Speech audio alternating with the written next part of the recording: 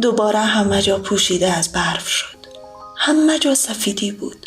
آسمان، زمین، همه جا. سفیدی تنها چیزی بود که وجود داشت. شاید لحظه ای، شاید یک روز یا شاید یک قرن به همان شکل باقی ماند.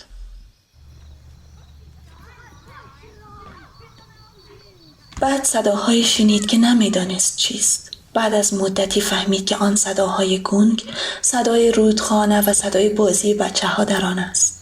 یادش آمد که همیشه در خوابهایش این صداها را میشنید. آدم بزرگسالی در آنجا دیده نمیشد. همه بچه بودند.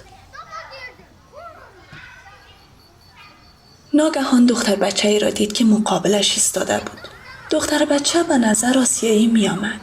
6 ساله، زیبا، با موهای مشکی و پوست قهوه‌ای روشن و مانند دختران فیلیپینی یا جایی که در آن جنگیده بود. دخترک خودش را به ایدی معرفی کرد. تالا به او اشاره کرد که نزدیک شود و تکه سنگی را به دست ایدی داد.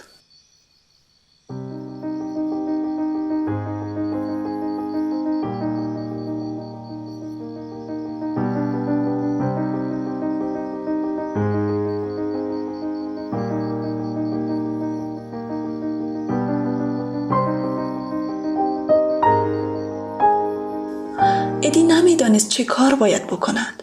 زبان تالا را خوب نمیفهمید. تالا به بچه‌های دیگر اشاره کرد. آنها با سنگی شبیه به همان که دست خودش بود یکدیگر را می‌شستند. ایدی نمیفهمید. تالا اشاره کرد و به ایدی فهماند تا او را بشوید. وقتی ایدی سنگ را در دستش گرفت، صورت و بدن تالا پر از چروک خوردگی و زخم شد. طوری که بدن انسان در اثر آتش سوزی می شود. وقتی ایدی با سنگ شروع به شستن بدن دختر کرد، پوست ها و گوشت ها از بدنش می ریختند و پوست تازه دیده می شد. ایدی پرسید چه بلایی سرت آمده؟ تو خانه ما را آتش زدی و باعث شدی من بمیرم. اوه خدای من، ببخش، من نمیخواستم این کارا کنم.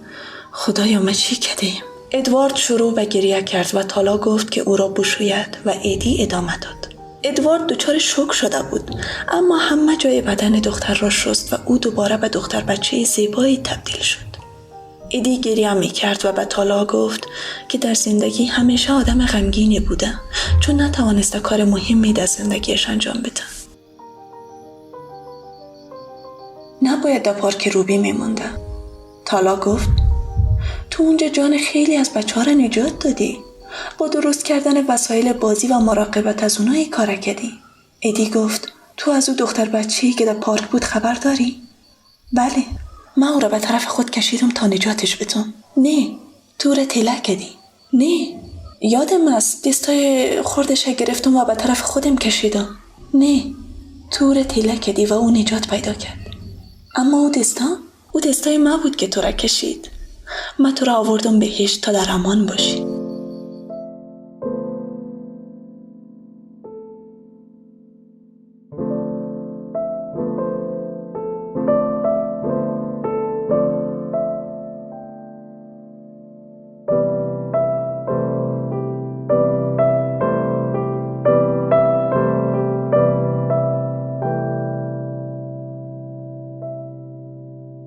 پارک بازی روبی 3 روز بعد از حادثه باز شد. مرگ ادوارد، تعمیرکار وسایل بازی در روزنامه‌ها نوشته و پخش شد.